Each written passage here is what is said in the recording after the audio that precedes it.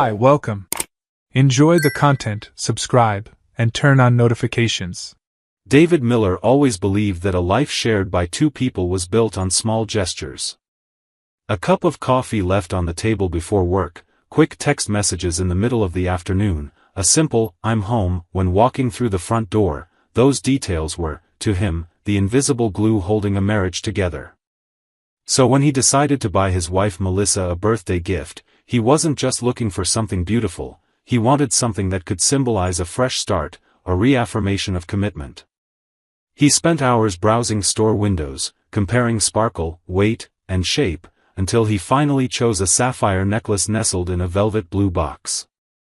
To David, that necklace wasn't just a piece of jewelry, it was the physical embodiment of his hope to rekindle the bond that seemed, little by little, to be growing cold.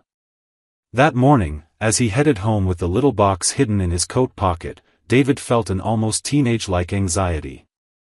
He'd already pictured the scene: he'd get home early, prepare a simple dinner, maybe open a bottle of wine, and when Melissa walked through the door, tired from the office, he'd present the gift like someone revealing a secret kept close to his heart. Deep down, he wanted to see her smile the way she used to years ago, when small gestures still delighted her.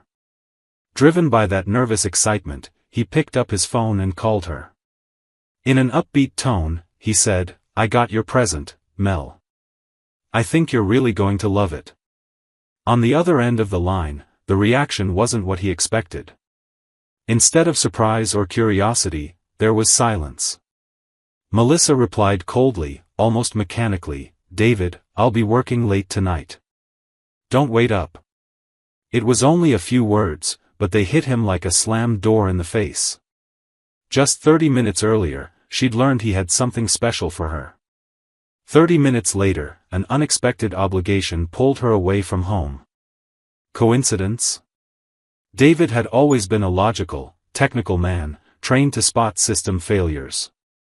And right then, his gut told him there was a bug running, a flaw disguised as an excuse. He put the phone away without pressing further, but his mind wouldn't stop racing. Working late had become a recurring phrase over the past few weeks. It wasn't just the long hours, it was the coldness in her voice. Melissa no longer seemed eager to come home, nor did she call to check if he'd eaten dinner yet. The distance between them showed in subtle ways: the new perfume she started wearing only on meeting days, the makeup she applied early in the morning even when she had no important appointments, and her phone constantly turned face down on the table. All of it, which once seemed like vanity or routine, now sounded like pieces of an uncomfortable puzzle. David wasn't the type to sit on doubts and wait. His impulsive nature couldn't accept waiting days, weeks, or months to gather evidence and confirm suspicions.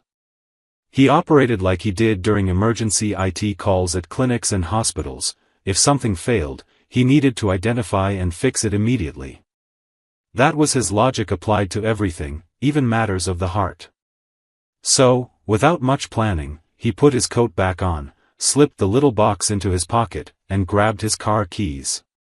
There was no anger in the gesture, only quiet determination. If Melissa said she was working, he wanted to see for himself. He wasn't looking for a fight, nor was he willing to swallow excuses. He wanted the truth, plain and simple. As he drove through the streets of Columbus, the jewelry box seemed heavier than it actually was. He remembered the saleswoman's look when he said it was a gift for his wife. "She'll love it," the clerk had assured him. Now he wondered whether he'd really give it to Melissa or if the necklace would become a symbol of something else entirely. His destination was straightforward: the hotel where, according to Melissa, the company's marketing conference was being held. A corporate event full of panels and meetings would perfectly justify her "working late" excuse. But his intuition told him the conference might have a different kind of agenda. The hotel parking lot was full, packed with executives' cars and company vans emblazoned with colorful logos. David parked and walked through the lobby. The space was elegant, with thick carpeting, golden chandeliers, and people moving about with folders and name tags hanging from their necks. Right away, he noticed Melissa wasn't among the groups discussing projects near the bar. As he approached the mezzanine, he leaned discreetly against the railing and waited a few minutes, as if he were just another visitor expecting someone. That's when the scene unfolded before him. Melissa appeared in the lobby, but she wasn't alone. She was walking beside Grant Whitmore, her boss, a man David had seen at previous events, firm voice, well-tailored suit, the kind of presence that drew attention anywhere. What bothered David most wasn't Grant's presence, but the way Melissa laughed at something he said. It was an intimate, unrestrained laugh, completely unlike the cold tone she'd used on the phone just minutes earlier. They crossed the lobby unhurriedly, as if no one else existed, and headed straight for the elevators. David watched them step inside and, without hesitation, took the next elevator and pressed the same floor button. The hallway was quiet, muffled by carpet and soft lighting. David followed the sound of hushed laughter to the end of the corridor and saw them standing in front of room 1017. Melissa was rummaging through her purse, probably looking for her key card, while Grant made a comment that drew another muffled laugh from her. In that instant, David didn't need anything more. There were no reports, spreadsheets, or conferences. Her "working late" had turned into a different kind of appointment. He didn't take photos, didn't call anyone, didn't collect proof. He tucked his phone into his pocket and took a deep breath. Then, with steady steps, he approached, and just before the door closed, he reached out and knocked. Melissa spun around immediately, eyes wide, her face losing color within seconds. Grant froze, unsure how to react. David held up the blue box and, in a calm voice, said, "Happy early birthday, Mel. I bought this half an hour ago. You said you'd be working late, looks like your shift's already started." Melissa stood frozen in front of the hotel room door, as if caught mid-contradiction. Her face, lit just moments before by a light laugh, was now pale, unable to mask her shock. Grant, meanwhile, tried to regain his executive composure, but David's sudden appearance shattered any pretense of authority. The corridor, silent and luxurious, felt like the perfect stage for the unfolding scene. David, still holding the blue box between his fingers, watched them both with calculated calm. He didn't shout or gesture wildly. His weapon was irony. "Funny, Melissa," he said, low but firm. "I was planning to surprise you with this gift tonight, but I guess you beat me to it and scheduled another celebration. I just want to know, will you toast with wine or champagne?" Melissa stepped forward, trying to take control of the narrative. "David, wait, it's not what you think. Grant and I were just discussing an important project. The conference requires us to stay available late, Anne." "Late, in a hotel room?" David interrupted, raising an eyebrow. "Interesting approach to brainstorming. I imagine the agenda includes pillows and ambient lighting." With every sentence, Melissa shrank further. Grant cleared his throat, attempting to assert authority. "Mr. Miller, there's no need to turn this into a spectacle. We can talk calmly, like adults." David turned to him with a half-smile. "Like adults? Sure. Then explain how you usually mentor your team. Is this part of the company handbook, or is it an advanced training session exclusive to Melissa?" Embarrassment rippled outward. Guests passing through the hallway slowed their pace, pretending not to listen but eyes fixed on the scene. Humiliation didn't need an audience, but one was forming naturally anyway. Melissa tried to cut in. "David, please, let's go somewhere else. I can explain everything." "Explain what?" he shot back. "Why you hung up so quickly this morning? Why you always flip your phone face down when you get home? Or why you never wear that new perfume around me? Which version would you like to rehearse first?" Melissa brought a hand to her forehead, searching for words. Grant, realizing he couldn't control the situation, made a move to step away.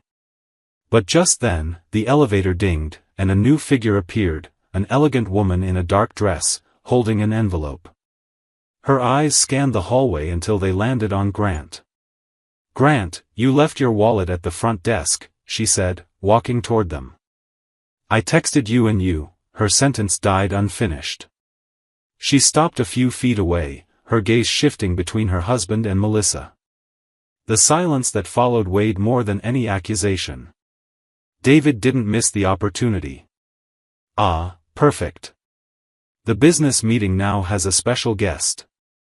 I'm guessing this part of the project wasn't on the agenda, was it, Grant? Grant's wife looked confused, but her expression mixed disgust and disappointment. So this is how you fill your conference hours, she said sharply. Congratulations, Grant. I always knew your ambition crossed lines, but I didn't expect it to be this pathetic. Melissa swallowed hard, trying to regain some control. This isn't what it looks like. We're all jumping to conclusions. David gave a dry laugh. You're right, Melissa. I really did jump to conclusions. I believed we still had a marriage. That there was still respect. But it seems all that's left is a poorly rehearsed performance. He opened the box and revealed the necklace, glinting under the hallway's soft light. Look, I bought this for you, a symbol of our anniversary, our history. But honestly, maybe this gift belongs more in the jewelry store display than around the neck of someone who's already swapped vows without even taking off the original ring. The necklace sparkled like a cruel mirror. Melissa tried to move closer, tears beginning to form. David, please listen. I made a mistake, but we can talk. You don't understand the pressure, how much Pressure? He cut her off again, laughing bitterly. Pressure is supporting a home, maintaining a marriage, believing every flimsy excuse. What you're feeling is just desire, the desire for more than you promised. And look, you got less than you imagined. Because now all this, he gestured to her, Grant, and Grant's wife, has collapsed in a matter of minutes. Grant's wife dropped the wallet forcefully to the floor.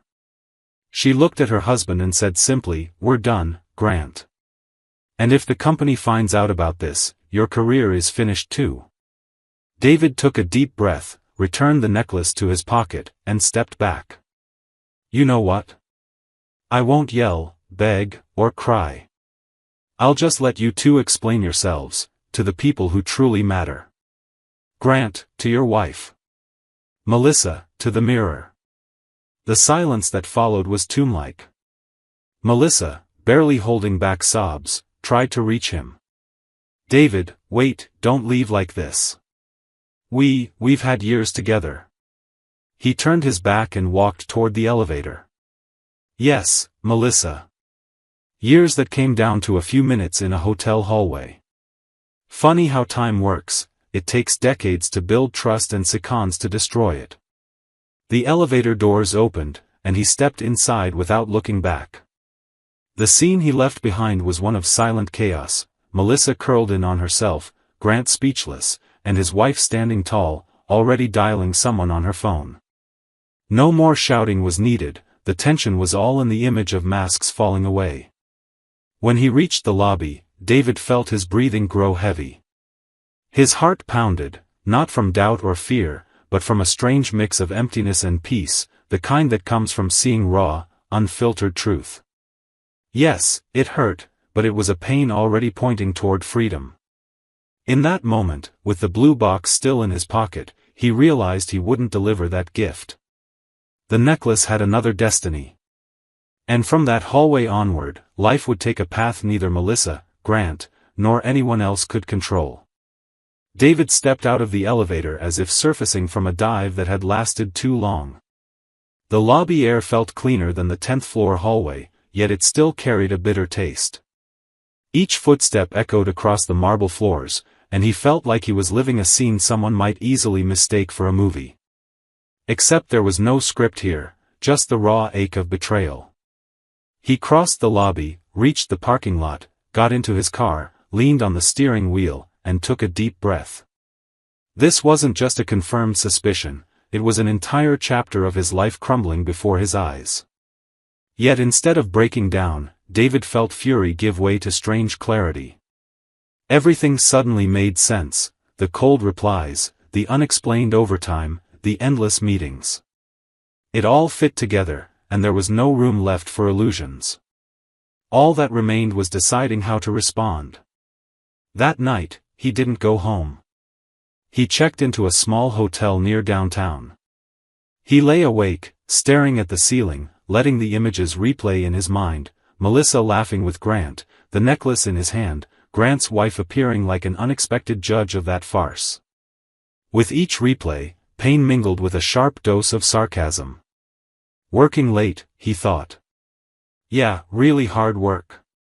The next morning, Melissa called dozens of times. David answered only once. Her voice trembled, nearly pleading. David, please, we need to talk. You caught me off guard. I made a mistake, but it's not as simple as it seems. I still love you. He laughed, but not with joy. You still love me? Interesting. You have a peculiar way of showing it, don't you? Don't say that, she begged. It wasn't planned. It just happened. I was confused, lonely. Lonely? David interrupted, voice firm. So now the solution to loneliness is your boss. And here I spent months thinking your coldness was just exhaustion. You had energy, all right, just not for me. She fell silent, perhaps swallowing tears. I don't want to lose you. We can try therapy. We can rebuild this. David gripped the phone tightly, as if he could crush the lie along with it. Melissa, therapy doesn't fix character. I don't need a reconciliation manual, I need respect. And you threw that away in a hotel hallway. You know the cruelest part? You made me feel like an idiot. Made me believe I was paranoid.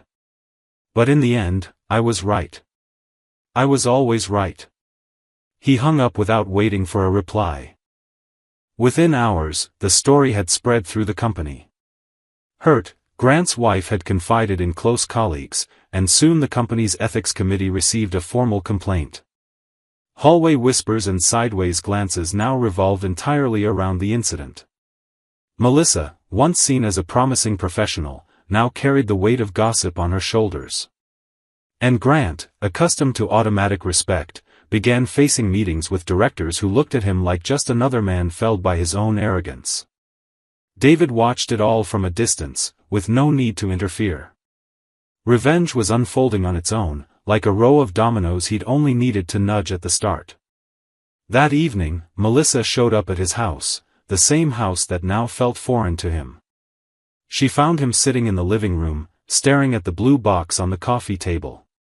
David, she began, voice choked. I came because I don't want to give up on us. I know I messed up, but I'm still your wife. We still have a history. Let's not throw it all away. He studied her in silence for a few seconds. Then he opened the box and lifted the necklace. It's funny how things change value, isn't it, Melissa? Yesterday, this was a symbol of our love. Today, it's just an expensive piece of jewelry with no owner. And you know what's worse? I still think it's beautiful. I just can't picture you wearing it anymore. She tried to move closer, tears streaming down her cheeks. David, I know I was weak. Routine pulled me away from you. I felt alone, and when Grant got close, I let myself go with it. But that doesn't mean I don't love you. Love, he repeated, almost laughing. Love is staying together when it's hard. Love is remembering there's someone at home waiting for you before making up excuses. Love is respect. If what you call love is what I saw in that hotel hallway, then sorry, Melissa, but I'd rather live without that kind of love. She dropped to her knees in desperation. I can change. Give me another chance. David took a deep breath. For a moment, he nearly gave in to the sight of her there, vulnerable. But then the memory returned, her unrestrained laugh in the lobby, the knowing glance with Grant, the expensive perfume. He shook his head. Do you know the difference between you and me, Melissa? I don't need a second chance to be loyal. I already was, from day one. And you turned loyalty into a disposable option. So no. There's no second chance for something that should have been non-negotiable. She broke down sobbing.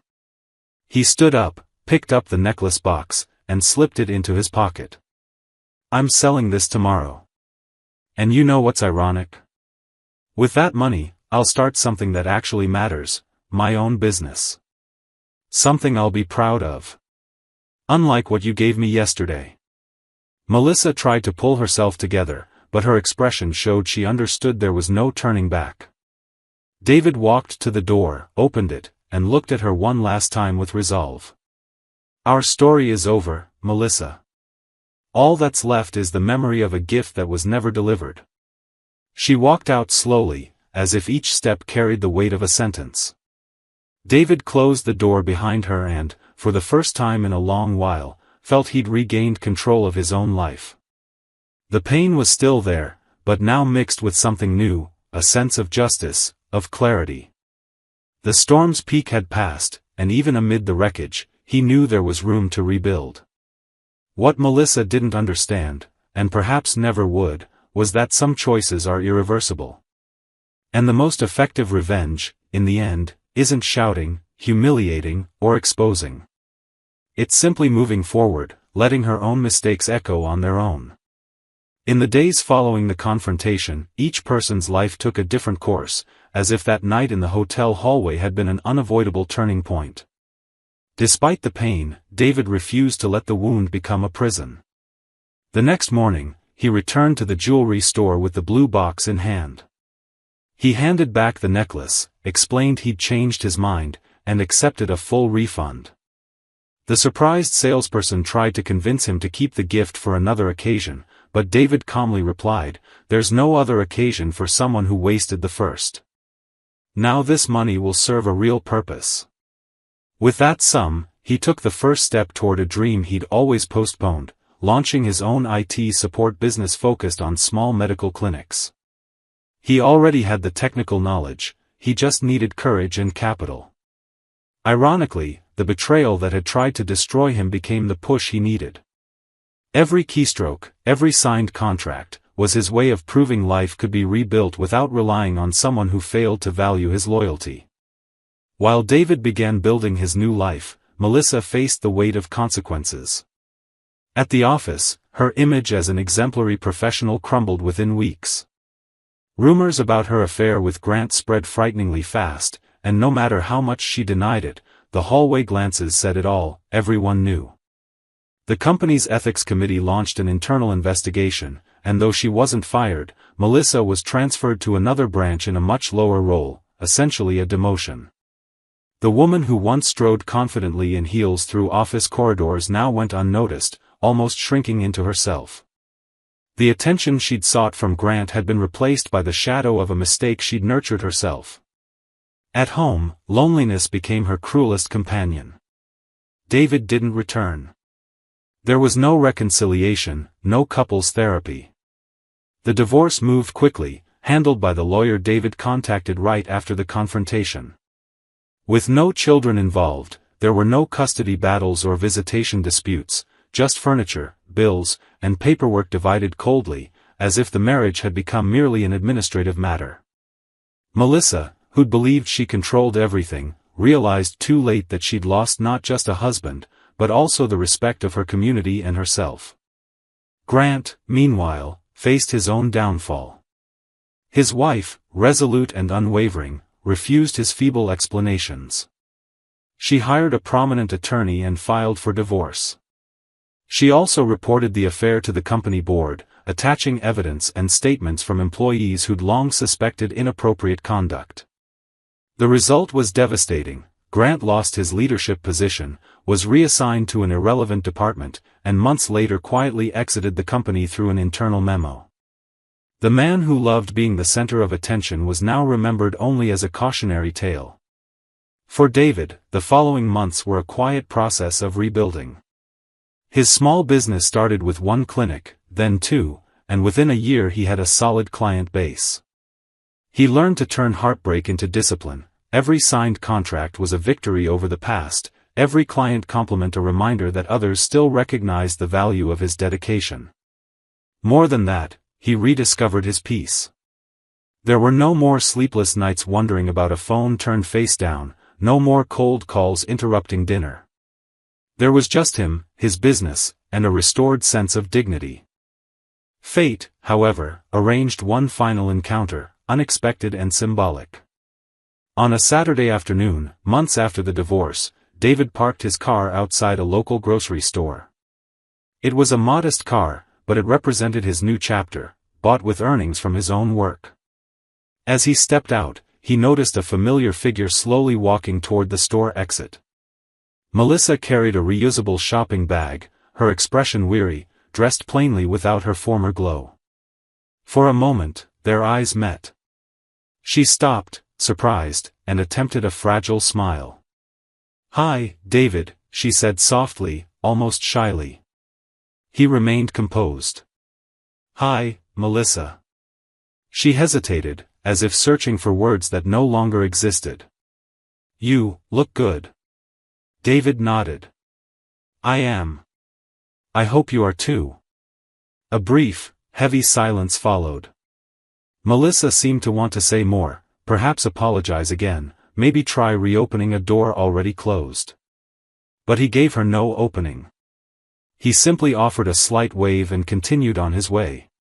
Walking into the store, David smiled to himself. There was no anger, no thirst for revenge, only the certainty that he'd moved on. The gift that was never delivered had become an investment in his future.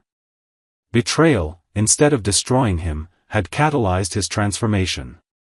Melissa, meanwhile, kept walking with her bag in hand, feeling the emptiness of what she'd lost.